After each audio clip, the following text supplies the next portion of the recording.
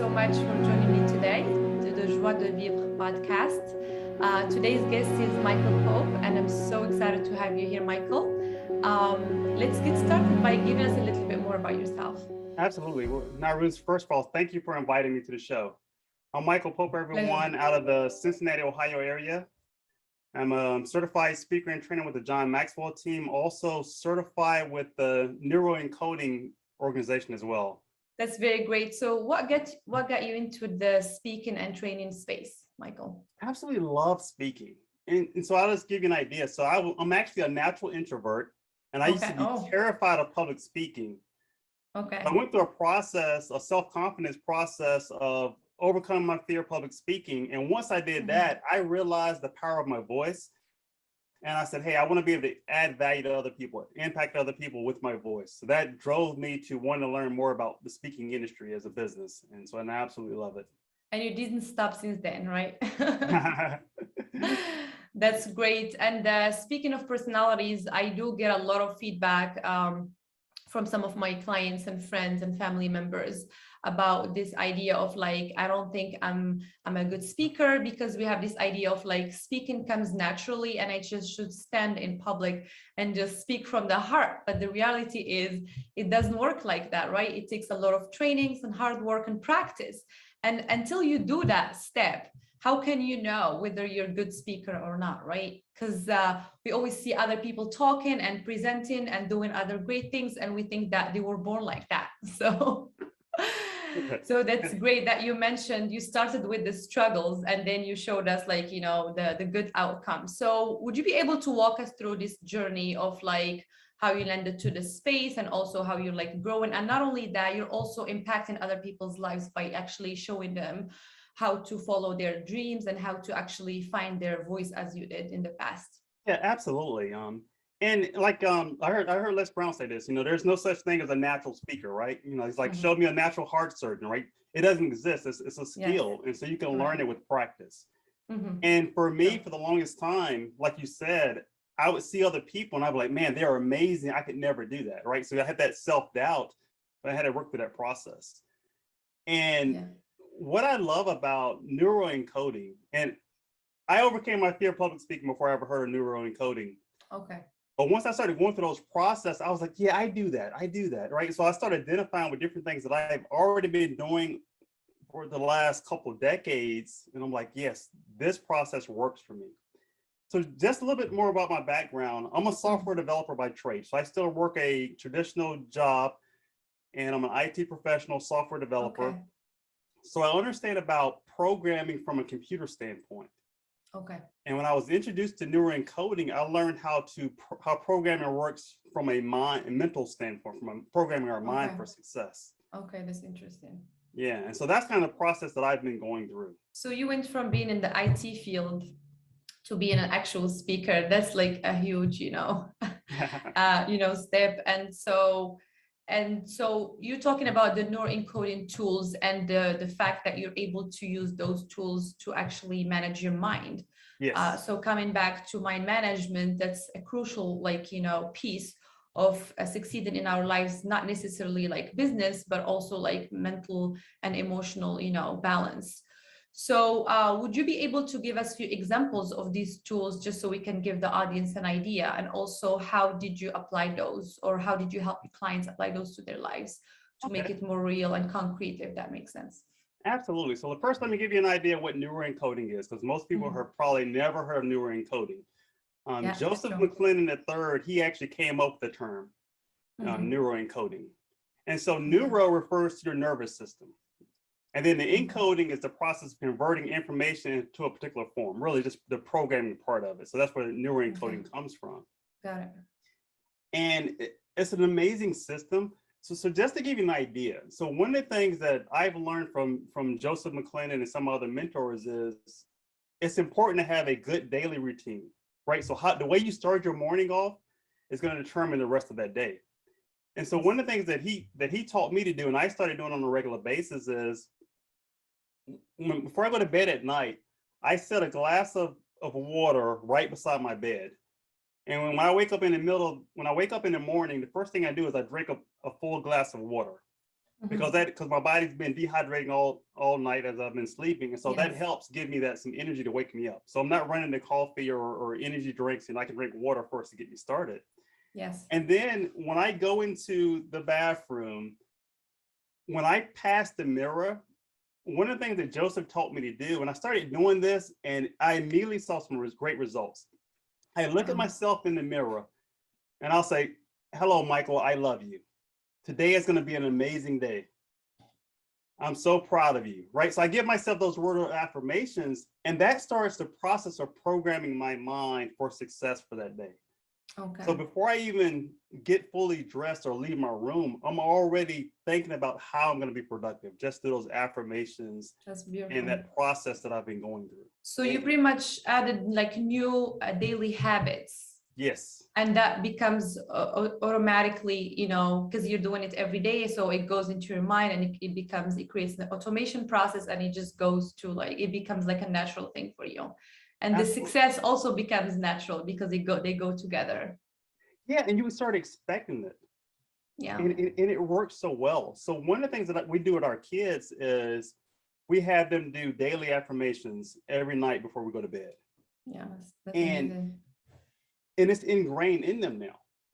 If I brought my 8-year-old over here and you asked him whether he could do something, he'll tell you, you know, I can do all things through Christ who strengthens me, right? Because he says that every single day. So it's instinct for him now because he's said it so many times, and they have that confidence. And that's the same with us. If we program our minds for success, to believe that we can do something, or that we are going to be productive, or that we can accomplish something, we'll start acting towards that, right? Our habits will line up with that. Yes, that's what they say. Life it's how you see it, right? So if you plan for success, you achieve it.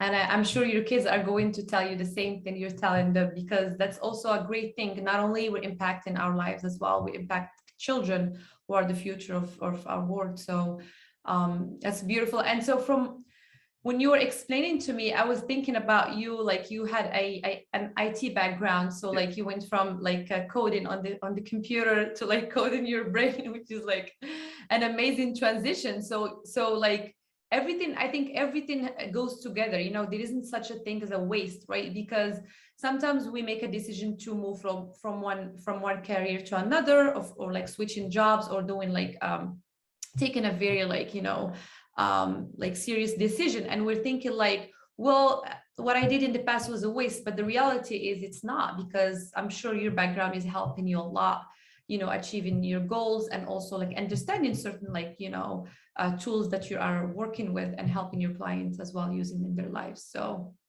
it's amazing how I'm seeing the connection, you know. So you mentioned go ahead. Oh, sorry. No, go ahead. I'll say that's really why it related so well to me, because with that IT background, I understand how programming works, right? You know, I take this phone, this is a great iPhone, but if I have 0 apps on it and no cellular plan, it's useless, right? It has great potential, but it's completely useless. However, I can make this even better by adding quality apps to it, you know, a quality data plan with it, then it makes that phone so much more valuable. But on the same token, if I put garbage apps in here, then my phone is going to be useless. Exactly. Right? And so our minds are the same way. Yes, and that's why we're emphasizing the self-growth part, because we have to keep going and enhancing our brain and adding those like apps in there to upgrade, you know, and to you know, to keep moving up. And so you mentioned something about self-esteem or confidence, and that's you know, and I know I have a bunch of introverted people in my family. I'm super extroverted, but I'm familiar with the difference. And so I know that some characters can be harder on themselves compared to others, and personality, you know, plays a huge role in that. So how did you know that self-confidence was an issue? And what are some of the steps that you took and that you practice on daily basis to actually, you know, put an end to it, or at least, you know, step out of your comfort zone, which is a big deal, and, you know, achieve what you're achieving today? Absolutely. So I'll tell you, I work on my self-confidence every single day, because I remember being younger, times when I wanted to say something, right? And I didn't speak up because of a low self-image or a low self-confidence, right? I'd be in class and I would have the answer, but for fear of, man, what if I get part of it wrong, or what if I sound stupid, right? That bad case of the what ifs. And that would stop me from speaking up or stop me from accepting a promotion over here. And I know for years it held me back in my career. I remember one of my managers asking me, he was like, hey, you got great leadership potential. Do you see yourself being a manager one day? Would you like to be on that manager track? And I was like, no, I don't see myself leading anybody. Just put me on the technical track. And that's kind of where my career went, towards the technical direction only versus the leadership direction. But it was because of low self-image. And so for me, having a strong personal development program is important, right? So part of that program is affirmations on a daily basis. I have to affirm myself. I can't wait for other people to affirm me. It's great if they do, but if they don't, right? If no one else is affirming me, at least I know that at the end of the day, I'm affirming myself, right? I'm telling myself that I'm a winner and that I can do things, and that I'm productive, right? On a regular basis. So I believe it. Work on that.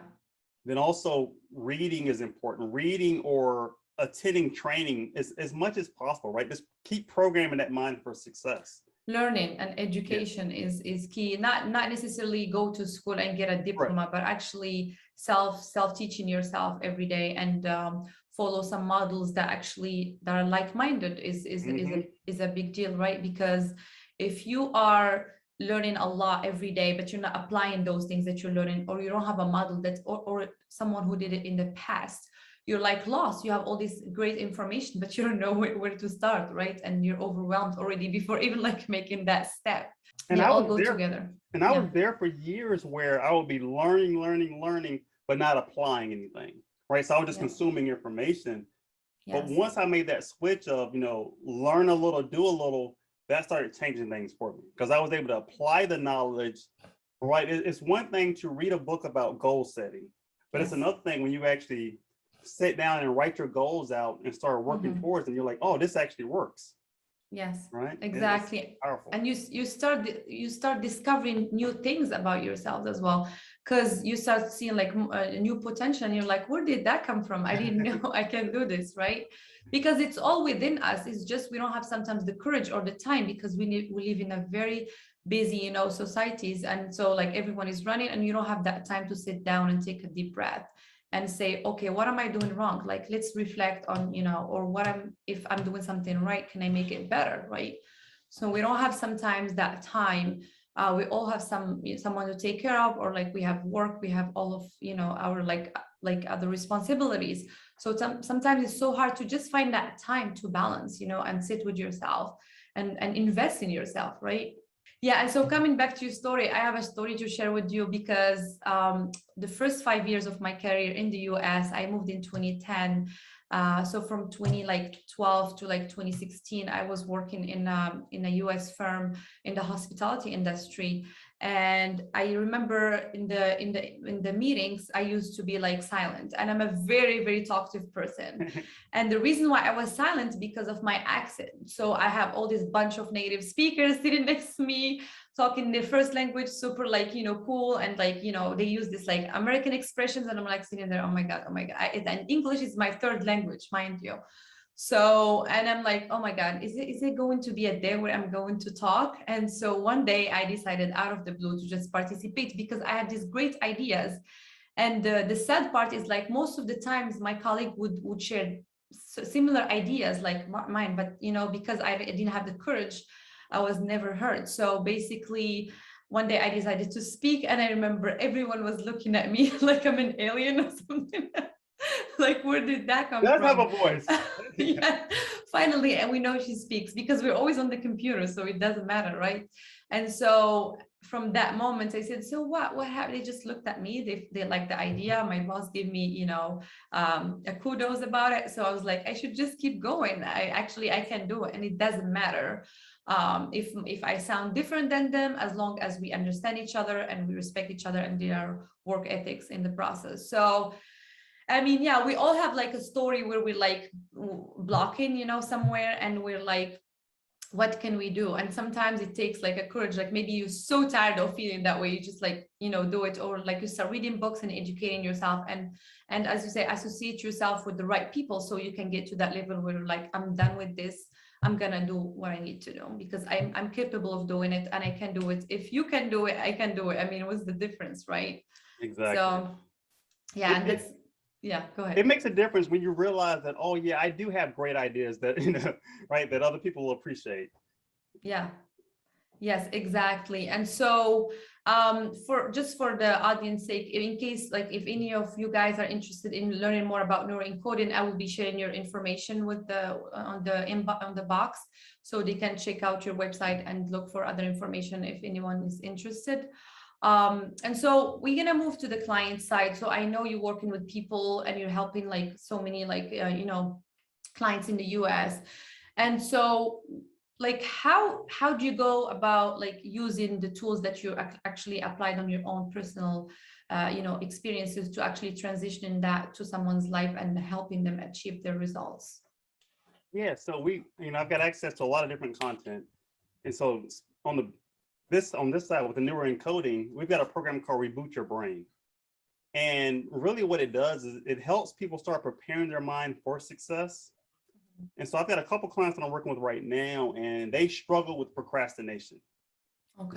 So I meet with them on a weekly basis and just help them through that. So using some of those different tools that we've got, really, so one big one is helping them to learn how to celebrate themselves.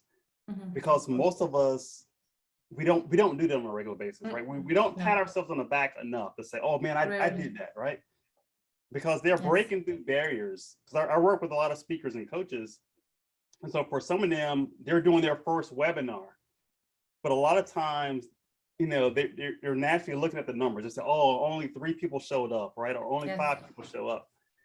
And so my job is to remind them, hey, you did a great job, right? Regardless of whether anybody shows up or not, you did the webinar, you set the date. So one of the first things we talk about in the Reboot Your program is integrity. And so really integrity is, if you say you're going to do something, you do it, to the best of your ability, no matter what. Okay. And so I remind them people, hey, you committed to doing a webinar on this date, right? You showed up, you delivered your webinar. If no one showed up, no problem. You're still in integrity because you did your webinar, and you can always have the replay, right? So just remind them of that little thing. But it helps people because most of us, like I said, we don't normally pat ourselves on the back, or we don't recognize our small accomplishments. It's true. I think part of it because we're always comparing ourselves to someone who's already done it. Yes. And we're only comparing. So I was watching this like a psychologist podcast talking about how we compare. You're going to understand this because you're IT, how we compare our back end with people's front end. And basically we're comparing everything because we know everything about ourselves, including the negative and the struggles.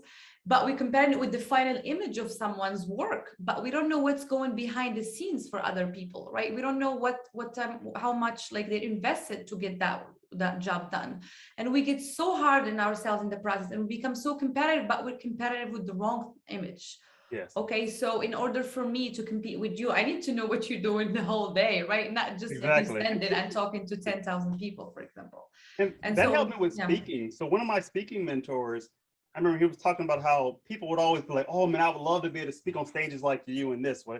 He was like, don't be envy about my speaking career. Be envy about my library, right? Because he had a huge library of resources that he studied, other speakers and books he's read. He's like, be envy of that. If you want to copy something, copy my learning habits, right? Copy the discipline that I have on a daily basis.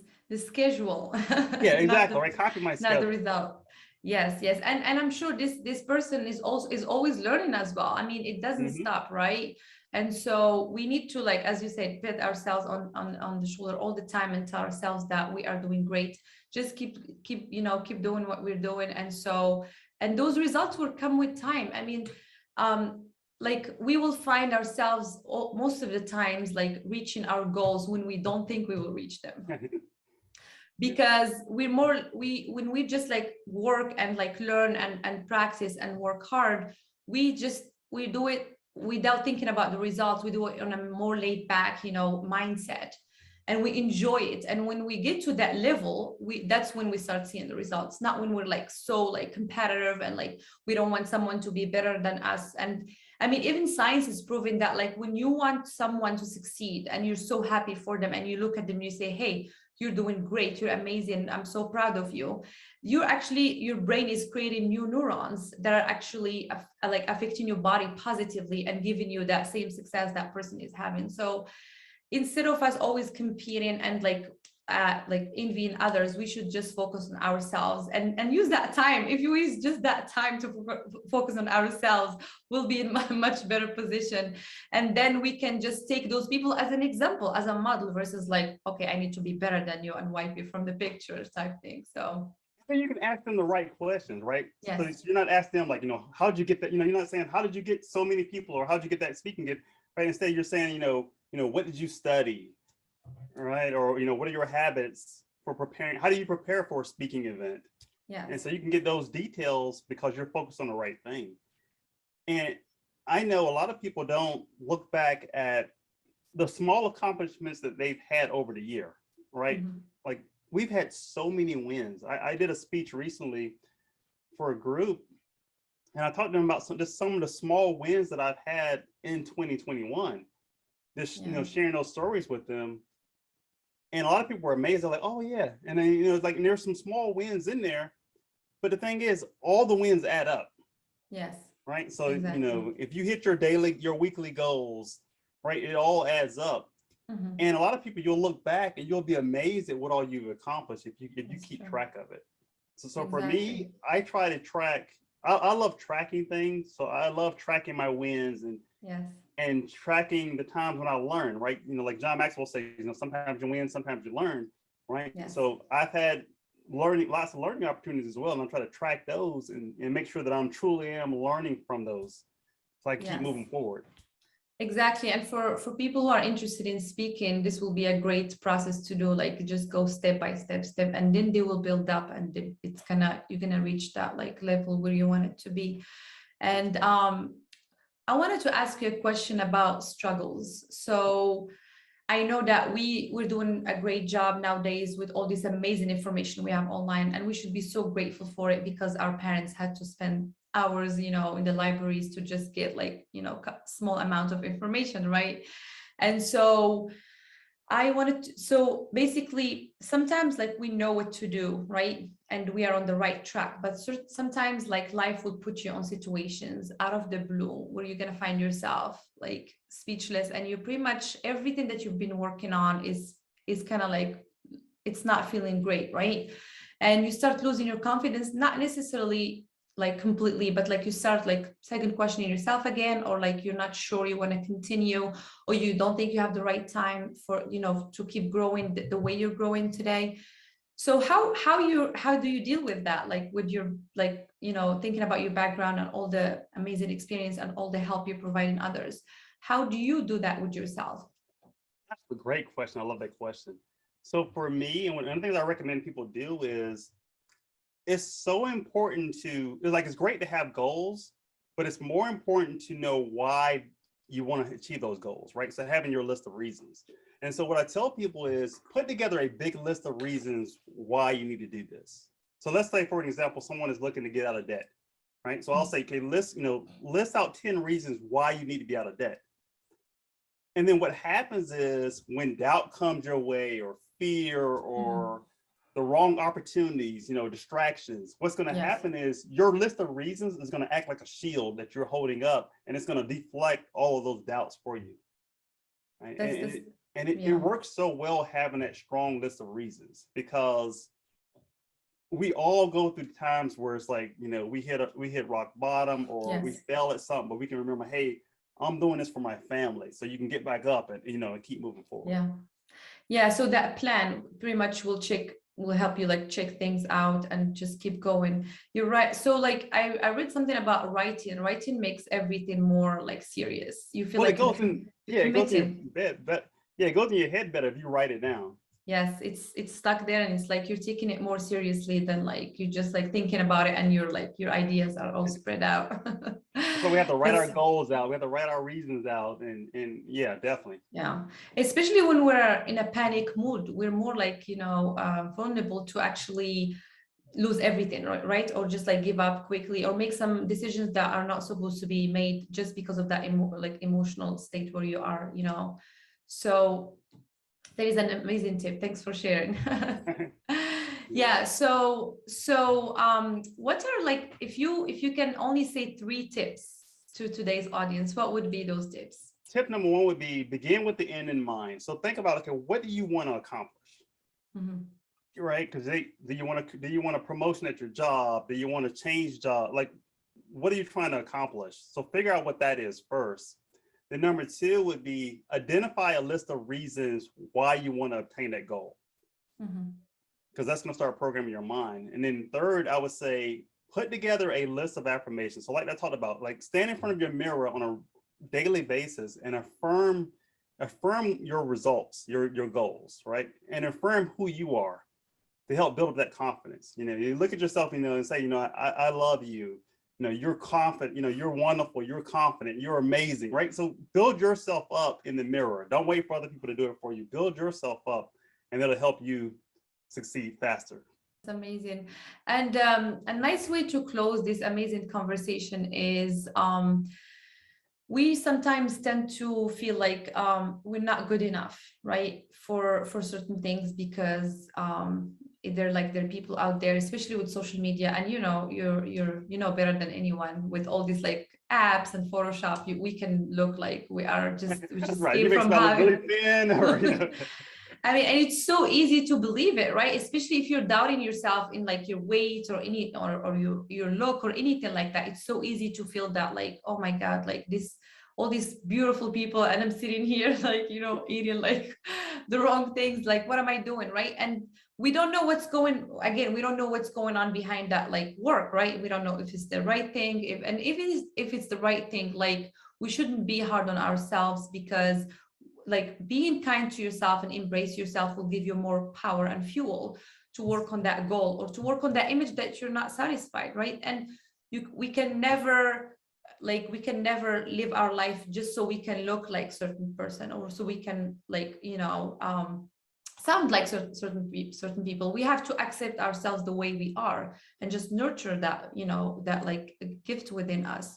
So what's like a nice like final tip to share with us to kind of like self-love your like everything, right? Your whole, and also accept yourself with everything you have and everything you don't have, and just work on it a little bit by little bit until you reach what you need to reach in life.